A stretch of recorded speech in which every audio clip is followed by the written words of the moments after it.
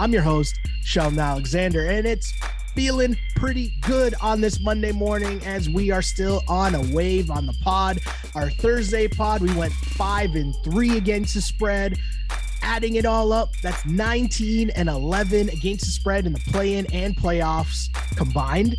31-15-1 against the spread in our NBA picks given out on this pod. We'll do that again every time there's a pod during the playoffs. We're going to go through each and every series and give you a pick for that next game. We're on a wave right now, just trying to keep the wave going. We got the Sixers and the Raptors, Philly leading that series 3-1. And I was on the Sixers -3. They didn't even come close to deserving to win that game against the Raptors. The Raptors won behind a career high from Pascal Siakam in the playoffs, 34 points. Scotty Barnes is back, but hobbled. Fred VanVleet is out. I don't think, even if Fred plays, I almost think that it's better if Fred doesn't play, because Fred playing hurt puts him at a huge disadvantage with him trying to guard Maxey and stay in front of him, which you can't do. So it's a tough spot for the Raps to be in for sure. Game 5, Monday night, Sixers favored by 7.5. I'm on Philly. Raptors have shown me nothing that indicates that they will be able to compete to win a game in Philadelphia in front of that playoff crowd. The refs are going to do the flip-flop thing where Embiid and them are going to get every single call. Plus another part that is being underrated, and it was heavily rated to start the series, but I feel like everyone forgot. Siakam scores 34. Thibault's back in Philly, right? Like that's a huge factor in this game. So yeah, give me Philly. And you're going to notice a theme here with my picks. There's going to be a lot of 1, 2, 3 Cancuns coming up here. And this might be the first one. Sixers -7.5. I'm fascinated by what's going on in this series from a market standpoint, et cetera, right? Because this should be, first instinct is obviously, like Raps are done. Like that was the dead cat bounce, right? They got it done at home, right? We talked about it, as much as I got the Celtics Brooklyn game 3 wrong, I came through with the Raptors to win this game from last week. So that's where you and I split on our disagreements in these games. But initial instinct is think the Raptors are now going to get crushed again in Philadelphia, right? Like that's the first thing I thought as I'm watching this game. Like, oh, this is cool, but okay, they're going to get crushed. But there's a difference between sort of what you think is going to happen and betting, right? And that's what we try to preach on this show. And so when this line opens 8, I go, okay, I get it. That sort of adheres to my initial instinct of they're going to get blown out here. It's a couple of things here that sort of change things here, right? And by now, a few people have brought up, if you were to build a situation where a team comes back from down 0-3, or I should say blows a 3-0 lead, and you started hand-picking characters and circumstances throughout the league, you would go, who are we going to get to coach this team, right? Glenn Rivers, PhD, is a guy that we would get to coach that team. What would you have happen to the star player? Well, you'd have him get injured potentially, right? And what is your long-standing opinion of Embiid, Mr. Sheldon Alexander, right? You're the guy who's always said to me, dude cannot stay healthy, right? And so he's walking right into his role that you and I have discussed for years now. Who else could we have here? Well, what if that guy was injured and they had to rely on someone else for a clutch playoff performance at home, in a playoff game that they're 6, 7, 8 point favorite, something along those lines? Who would we want to sort of screw that up? James Harden is walking through that door as the next draft choice along the way, right? And so it's setting up this is their opus, right? For these 3 guys to do what they do. And as the saying goes, right? When people tell you who they are, believe them, right? And so why would I start laying points on a team that has these characters involved? And so then I go and I look at the market here and I go, okay, what are we supposed to do here for best value? Right. And I think on the surface, sort of not on the surface because we're going a little bit deeper than the surface here. I think we're obligated to bet the Raptors money line. right? Like, I don't know that this is a game where the Raptors keep it close but lose. Only one of two things sort of happens here, right? Either they win the game outright because of the stuff that we just talked about, or they get blown out in the way that we think that they probably sort of should here in this situation. And then you go, okay, well, if they were to win this game, right, and we collect our plus 250 on the money line, well, what happens next? Well, the answer obviously is it goes back to Toronto for game 6. And it goes back to Toronto where, as mentioned, right, Matthias Thybulle is no longer, in play here. Another day of Joel Embiid's injury. Now, the situation with Embiid's injury here is, he gets injured in game 3. They have 2 days off. On the second day off is when we start to hear about the Embiid injury, right? The Friday, sort of late Friday, that news kind of comes out. Then he plays on Saturday.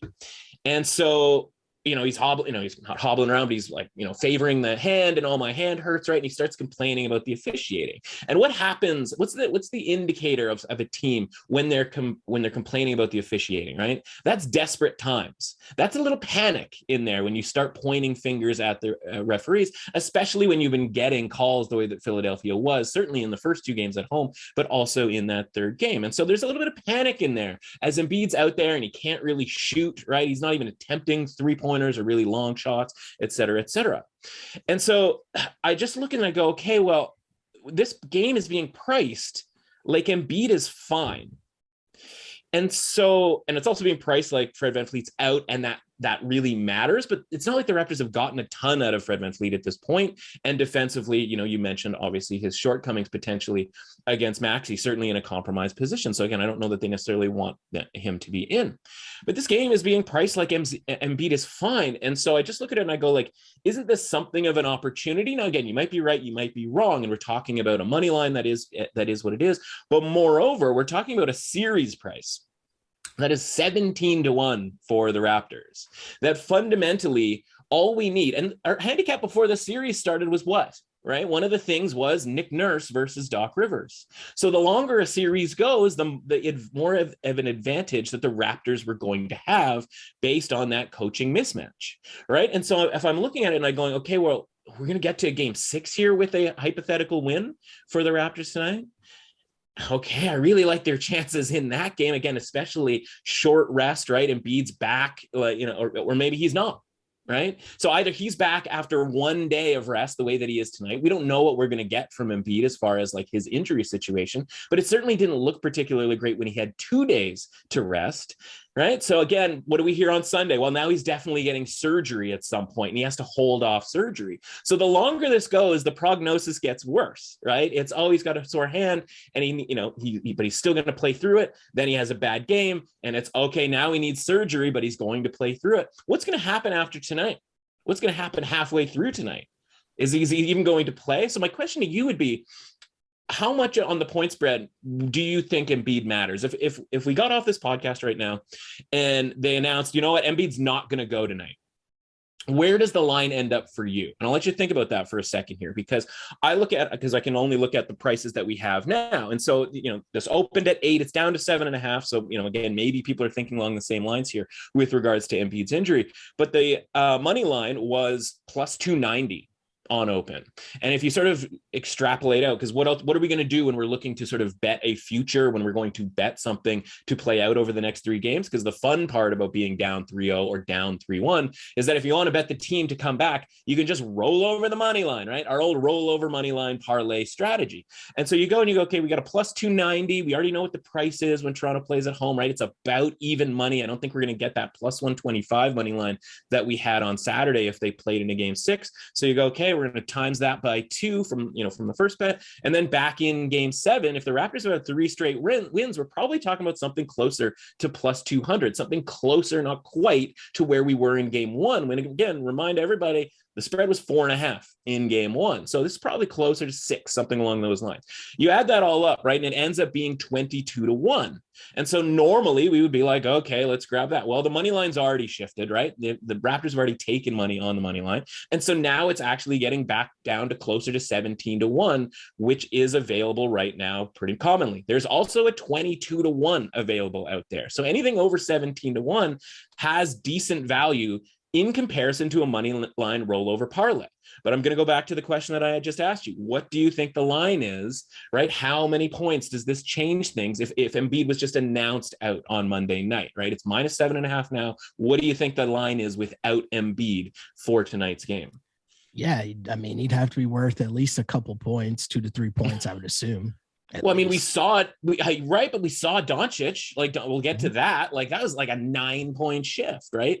How is this not something closer to -3, -2.5? Again, without Embiid, like now we're leaving it into Harden's hands, right? Not that they would necessarily even want that. They'd probably want Maxey to have the ball in his hands more often, but it's James Harden. He's just going to take the ball, right? Mm-hmm. And so I look at it and I go, okay, well, we're getting a -7.5 here on a team with a compromised star that, yeah, he's playing. So it's not like it's going to drop down to -3, -2.5, something along those lines. But like, that might be the value of the Sixers right now, because the only time we've seen him play through this injury was in game 4, essentially. And they lost relatively comfortably. So like, what is this version of the Sixers with an injured Embiid? Because the only data point we have is not a very good one when it comes to the Sixers. So whether he plays or not in this game, I think you're getting value on the Raptors because of that uncertainty. And then if he doesn't somehow play, and that's the relevant part when it comes to looking at this rollover money line or the futures price. If he doesn't play in game 6, right, the Raptors are favored in that game, right? We just said, 4 or 5 point swing, right? That makes the Raptors, instead of being a 2-point underdog, now they're a 2 or 3 point favorite, which obviously changes the equation on the money line. And then in game 7, if again they went back to Philly, no Embiid, right? It's get closer to -3, probably even lower that, probably pretty close to a pick'em game. And so the whole point of this is, how do we attack the Raptors here if we're looking to sort of attack the idea that Embiid's not healthy enough to play? And the answer to that is the longest term thing possible. It's the reverse of how we're treating the Warriors, right? We're the Warriors, we want to get them, out of Dodge as fast as possible. The Raptors, we want to play the long-term game here. So the answer is, just bet the series price 17-1 to 22-1. All right. Obviously, if you can find something better than that. And again, if they lose tonight, as we expect them to, and that's the thing everybody has to remember here, is like, I fully expect them to lose tonight, right? And whether they lose by 8 to, so that Philly covers, or 20, the way they did in games 1 and 2. But again, the circumstances have changed from games 1 and 2, especially game 2, right? Scotty Barnes back, right? Like, so when we start comparing those game 1 and game 2 situations, right? Listen, Embiid, I think Embiid is a loser. Okay. I just think that that's who he is. And it's masked by, some semblance of a personality and injury issues and all of that sort of thing. Like, this is a guy in a team that we're going to fade going down the stretch here. Again, whether they get out of this series or not, obviously the high probability is that they do get out of this series. But I just look at this and I go, okay, like, we have, I shouldn't say we have to, but we're somewhat obligated to look at this from a sort of longer term scope here. And the other thing is, did we miss out because we should have grabbed it when it was 38-1 before game 4? Great news is we have something of a time machine here, because for those who bet on the Raptors in game 4, you get to just take that money that you bet on the Raptors, take the money that you won, put them together, and then bet it on the Raptors again, right? And now you're getting that 38-1. You're actually getting a better price than that. You're getting probably closer to 40-1 at this. So like, we get this actual chance here, hindsight being what it is, because we're getting these good prices on the Raptors because of this compromised Embiid situation. Like, I think they were just sort of obligated to make that bet. And again, probability wise, yeah, Philadelphia's probably going to win this game. And that's how sort of historically, you would expect it to go. But the recipe here, man, the recipe with these characters, the Rivers, the Harden, and an injured Embiid, like, yeah, Thibel's coming back, but, again, like, that's only going to do so much. Obviously, that's going to probably be an issue for Siakam. But you know what? I'm going to give Siakam some credit, man. Like, that was an impressive bounce back performance after I was really, really disappointed with how he played in game 3. And like, maybe he's going to be a problem for Thibel. Right? If this is a guy who's sort of an all-star type player, a potential all-NBA type guy down the road here, like, maybe he's going to be the problem, because we do it all the time in the NFL where it's like, okay, wide receiver X, oh, he's got Jalen Ramsey this week. And it's like, Well, he still might be able to compete with Jalen Ramsey, right? Like Siakam might be able to get something done here. And it's the other guys, right? It's the Trent. Again, speaking of things that have changed, right? Gary Trent, right? Healthier than he was back against in Philadelphia. And so there's a lot of things that have swung since those 2 games back in Philadelphia. And the point spread has only gotten higher for Philadelphia, even though by and large, the benefit has to go to the Raptors on what's changed from those 2 games. So again, I don't think they win necessarily tonight, but I think there has to be a bet on the Raptors based on the value proposition here. And that's what we're looking for here. And when we're talking 17-1s, and by the way, you bet us something at 17-1, they win tonight, they win in Toronto. Come game 7, you can get out of that if you want to, right? Because again, we're talking about something that's going to be a lot closer to pick 'em come a potential game 7. No, I totally hear what you're saying. I'm looking forward to see how this game plays out, because much like in game 4, I was on the Sixers, but said I was more so interested to see what I would learn from, can they just take care of business and sweep a series? And that would give me information going forward.